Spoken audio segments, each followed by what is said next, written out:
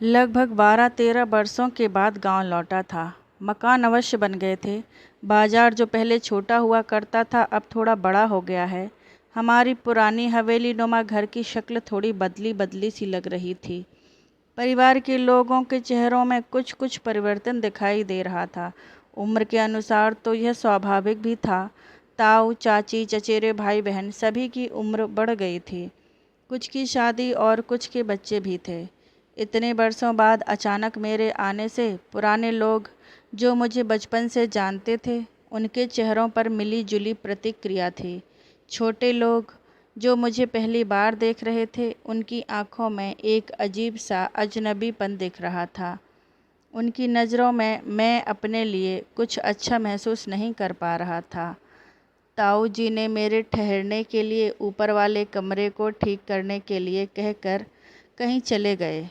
उनका अचानक मेरे बरसों बाद आने के बाद भी बिना ज़्यादा कुछ बातचीत किए कहीं चले जाना मुझे समझ में नहीं आया। मुझे ऊपर वाले कमरे का रास्ता मालूम था, इसलिए बिना किसी की प्रतीक्षा किए अपना बैग उठाकर सीढ़ियों पर चढ़ गया।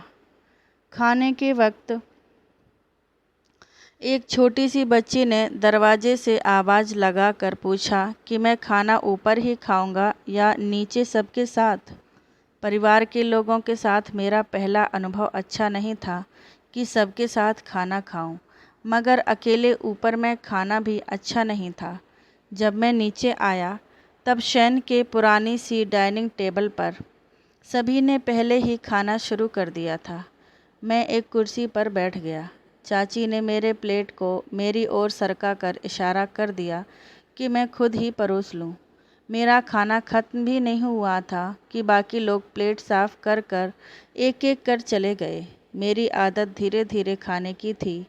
मैंने गौर किया, यहाँ कोई भी मुझसे बात करने से कतरा रहा था। बस 8-10 साल की एक लड़की थी जिसको मेरी जिम्मेदारी दी गई थी। वही थोड़ी थोड़ी देर पर आकर मेरी ज़रूरतों के बारे में पूछ जाती थी। बाकी घर के लगभग आधा दर्जन से भी ज़्यादा लोग मुझे कोई अहमियत नहीं दे रहे थे। ताऊ जी कभी कभी टुकड़ों में कुछ पूछ लेते, मैं भी उसी अंदाज में जवाब दे देता। शाम के वक्त मुझे अपने पुराने शहर को देखने की इच्छा हुई।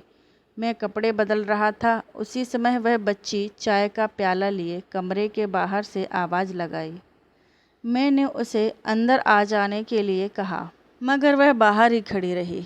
फिर मैं शीशे में अपने बाल संवारते हुए फिर से अंदर आने को कहा, तब वह सकुचाई से अंदर आ गई। मैंने उसे गौर से देखा, उसका चेहरा कुछ जाना जाना सा लगा। मैंने उसके हाथ से चाय का कप लेकर पलंग पर बैठते हुए पूछा, तुम कौन हो? क्या नाम है तुम्हारा? उसने मेरी ओर गौर से देखते हुए कहा, मेरा नाम तनु है। तुम किसकी बेटी हो? मैंने पूछा, पर वह बिना कुछ बोले लगभग भागती हुई कमरे से बाहर चली गई। मैं आश्चर्य से दरवाजे के हिलते पर्दे को देखता रहा, जो उसके ज़ोर से झटकने के कारण हिल रहा था। यह शहर मेरे लिए अजनबी नहीं था, यही मेरी जन्मस्थली है। यहाँ मैंने बचपन और आरंभिक जवानी के दिन बिताए थे। बाबूजी, माँ, भाई बहन के साथ यहाँ अनेक वर्ष बिताए थे। फिर बाबूजी का ट्रांसफ़र दूसरे शहर में हो गया, तब हम लोग वहाँ शिफ्ट हो गए। इस शहर में मेरे बचपन के कई दोस्त थे। कई दोस्तों की शक्ल याद थी, कुछ का भूल गया था, मगर नाम याद था। इन्हीं दोस्तों में एक ख़ास दोस्त था विनोद। उसके घर का रास्ता मुझे याद था। मेरे पाँव उसकी ओर बढ़ गए। विनोद के दरवाजे पर एक बुजुर्ग की पीठ मुझे दिखी। मेरी आवाज़ पर वह मुड़ा तो मेरे आश्चर्य का ठिकाना नहीं था। विनोद एकदम बूढ़ा हो गया था। उसके सफ़ेद बाल, उजली दाढ़ी, गाल धंसे हुए, शरीर बीमारों की जैसे। मैं उसे पहचानने की कोशिश कर रहा था, जबकि उसने पहली नज़र में ही मुझे पहचान लिया था।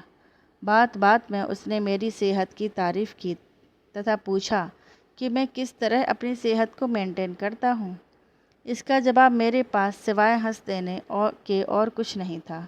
हम घंटों बतियाते रहे, बचपन और जवानी को याद करते रहे। उन्हीं यादों में उसने एक ऐसी बात याद दिला दी जिसने मुझे बुरी तरह बेचैन कर दिया। देर रात जब मैं ताऊ जी के घर वापस लौटा तब मेरी नज़र घर के चारों ओर किसी को ढूंढ रही थी। मैं कमरे में आकर बेचैनी से उस बच्ची का इंतज़ार कर रहा था जो मेरा ख्याल रख रही थी। बाहर थोड़ी सी खटक की आवाज़ होती तो मैं चौंक कर खड़ा हो जा रहा था।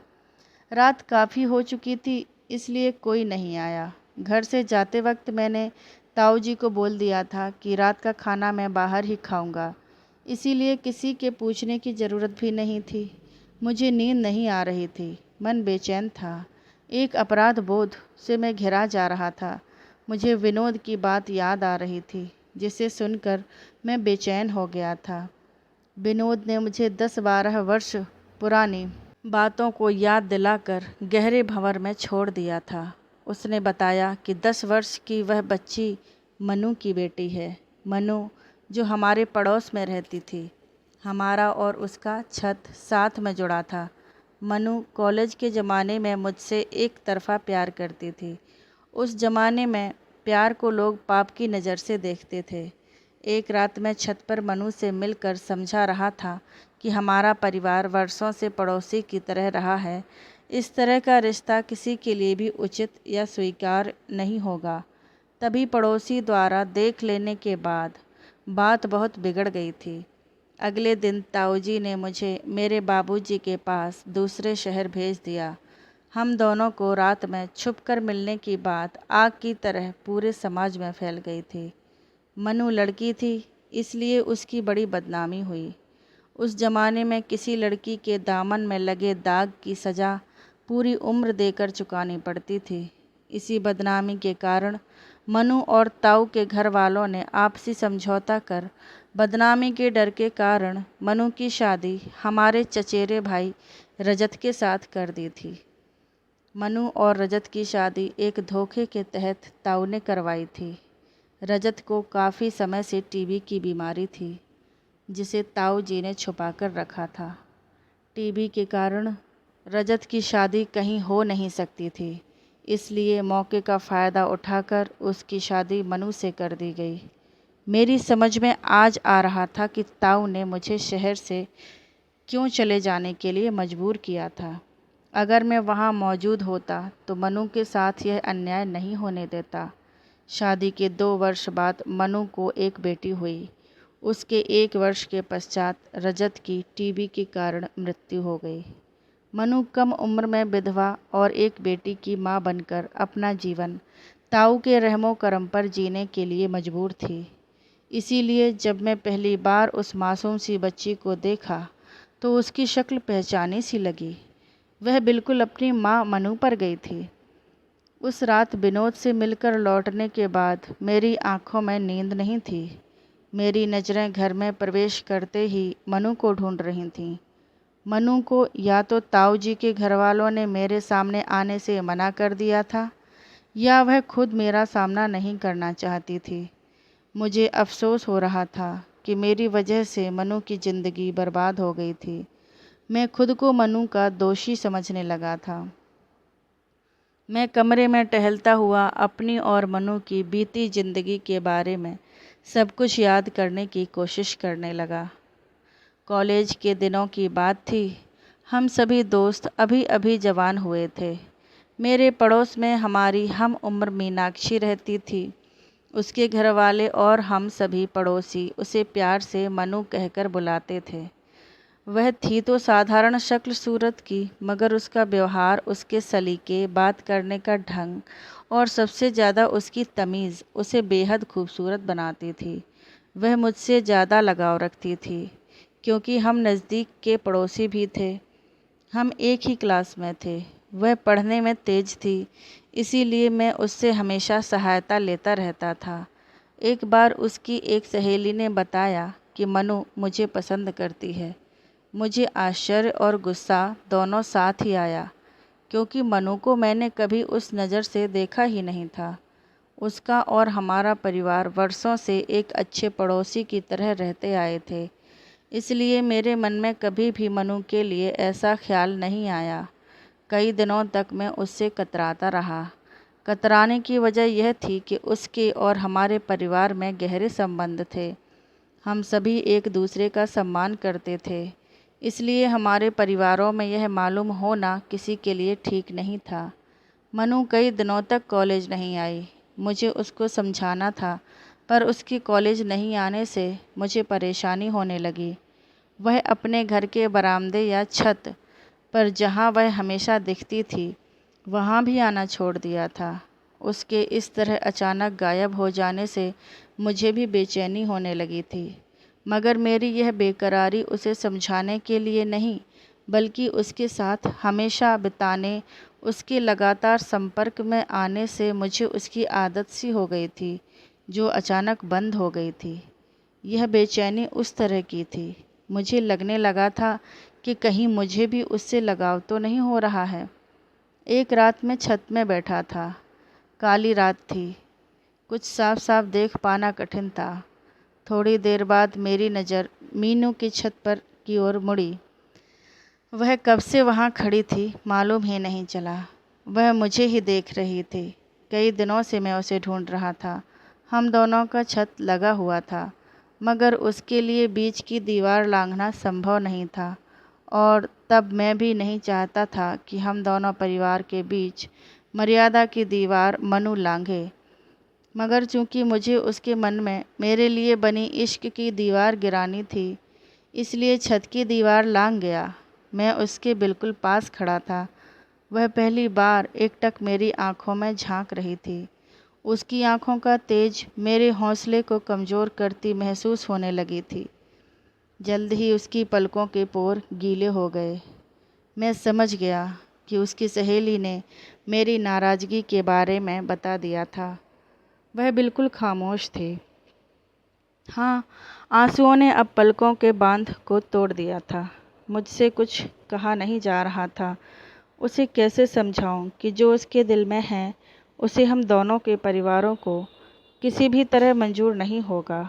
मैं उसे समझा नहीं पा रहा था कि थोड़ी देर पहले तक मेरे दिल में उसके लिए वह नहीं था जो उसके दिल में है। मेरी जुबान भी धोखा देने लगी थी। उसकी आंखों में अपने लिए शिद्दत मुझे कमज़ोर कर चुकी थी। फिर भी जो मुमकिन नहीं था, उसे पालना उचित नहीं था। मैंने ज्यों ही कुछ कहने के लिए अपनी जुबान खोलनी चाही, उसने उंगली के इशारे से रोक दिया। थोड़ी देर बाद उसने सिसकती हुई आवाज़ में कहा, मैं जानती हूँ, आपके लिए मेरी सोच एक तरफ़ा है। मैं ही पागल हो गई थी। आपकी कोई गलती नहीं है। आप सोचते होंगे कि यह मेरा बचपना है, मगर सच तो यह है कि मैं आपको बचपन से ही चाहती रही हूँ। मुझे मालूम है कि आपका दिल साफ़ है। आपने कभी मुझे उस नज़र से नहीं देखा, इसीलिए आप अपनी नज़रों में कभी शर्मिंदा नहीं होना। इतना कहते कहते अपनी हथेली से चेहरा छुपा कर रो पड़ी। मुझे समझ में नहीं आ रहा था कि मनु ने जो कहा, इस वक्त वह कितना सच था। क्या मैं अब भी मनु को चाहने से खुद को मना कर सकता था? मैंने धीरे से उसके चेहरे से उसके हाथों को हटाकर सिर्फ इतना कहा, तुम्हारी सारी बातें सही नहीं हैं। तुम एक अच्छी लड़की हो। हमारे परिवार के संबंध पुराने बरसों से हैं। थोड़ी देर पहले तक मैं इसी सोच से परेशान था कि यह हमारे लिए उचित नहीं है, मगर तभी एक खटके की आवाज़ पर हम दोनों की नज़र सामने की छत की ओर गई। वहाँ हम दोनों की पड़ोसन बिंदु चाची पता नहीं कब से यह सब देख रही थी। हम दोनों घबरा कर अलग हो गए। मनु जल्दी जल्दी सीढ़ियों की तरफ चली गई। वह जाते जाते इतना कह गई कि आप घबराना नहीं, अगर बात बढ़ी भी तो मैं सब कुछ अपने सर पर ले लूँगी। आप कुछ मत कहना। मैं भी अपनी छत पर लौट आया।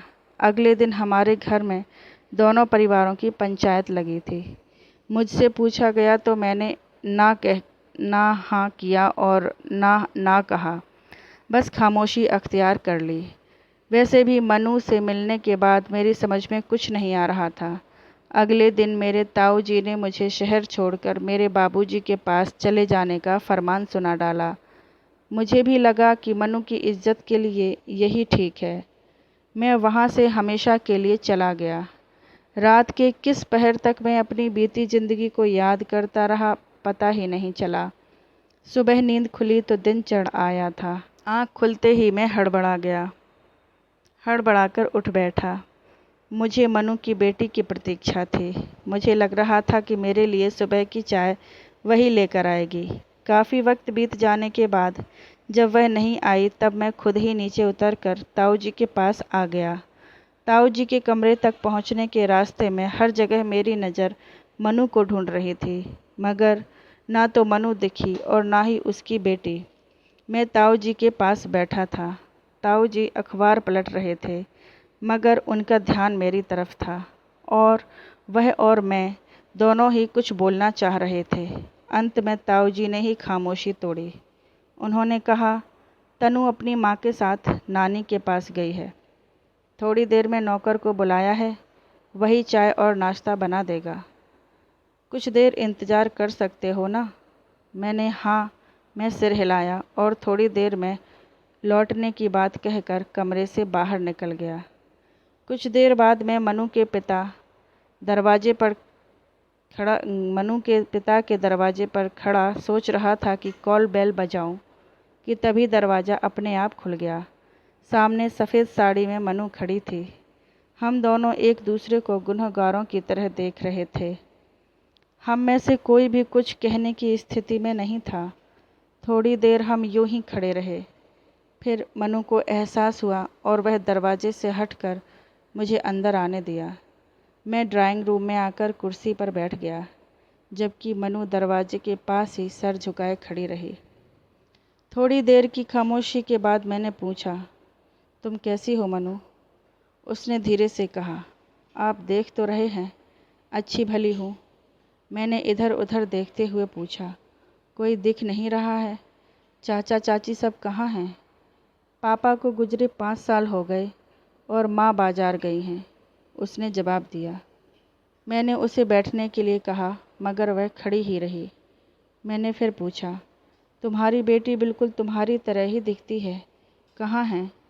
उसने एक कुटिल मुस्कान के साथ मेरी आंखों में देखते हुए कहा, आपको मेरी शक्ल याद थी, जो आपने अंदाज़ा लगा लिया? वह भी माँ के साथ ही गई है। उसकी इस कटाक्ष का मेरे पास कोई जवाब नहीं था। मैं शर्मिंदा भी था। मैंने फिर मनु से पूछा, बिना कॉल बेल बजाए ही तुमने दरवाज़ा खोल दिया? उसने सकचाते हुए कहा, मैं जानती थी आप आएंगे। मैं थोड़ी देर चुप रहने के बाद फिर पूछा, तुम अचानक ताऊ जी के घर से यहाँ क्यों चली आई? उसने कोई जवाब नहीं दिया, मगर उसकी खामोशी ने सब कुछ बता दिया। ताऊ जी ने ही उसे और तनु को अपने घर से मनु की माँ के पास भेज दिया था, ताकि उसका सामना मुझसे न होने पाए। थोड़ी देर रुकने के बाद वह अंदर जाकर ग्लास में पानी ले आई। इस बार मेरे एक बार कहने पर वह सामने की कुर्सी पर बैठ गई। उसने पूछा, आपकी पत्नी की मृत्यु के बारे में सुनकर बहुत दुख हुआ। मैंने उससे पूछा, तुम्हें कैसे मालूम हुआ? खानदान तो एक ही है, भले ही आपको किसी की खबर की ज़रूरत नहीं पड़ी हो, मगर सभी आपकी तरह नहीं होते हैं। मैं समझ रहा था कि मनु ने मुझ पर तंज किया है, मगर मैंने कोई जवाब नहीं दिया। उसने फिर पूछा, आपके तो बच्चे भी नहीं हैं, फिर ज़िंदगी कैसे कटती है? मैंने धीरे से कहा, शायद मुझे तुम्हारी आह लगी थी। मैंने नज़रें उठाकर उसकी ओर देखा। उसकी आंखें गीली हो रही थीं। मुझसे और बैठा नहीं जा रहा था। मैंने उसे कहा, चाची को मेरा प्रणाम कहना, और मैं कमरे से बाहर निकल गया। ताऊ जी मुझ पर नाराज़ हो रहे थे। मैं उन्हें बिना बताए ही मनु से मिलने चला गया था। उनसे मेरी लंबी बहस हुई, दुनियादारी की, संबंधों की। उन्होंने मुझे मनु की बर्बादी हो गई ज़िंदगी का दोषी ठहराया। मैंने भी रजत के टीबी होने की बात छुपाकर मनु की ज़िंदगी तबाह करने का ताना दिया। लड़ाई घंटों चली। इस युद्ध के बीच में मनु की माँ को भी शामिल किया गया। अंत में एक नायाब फैसला हुआ। उस फैसले के 1 हफ्ते के बाद हमारी गाड़ी, जिसमें मैं अकेला आया था, अब लौटते वक्त मेरे साथ मनु और हमारी बेटी तनु भी थी।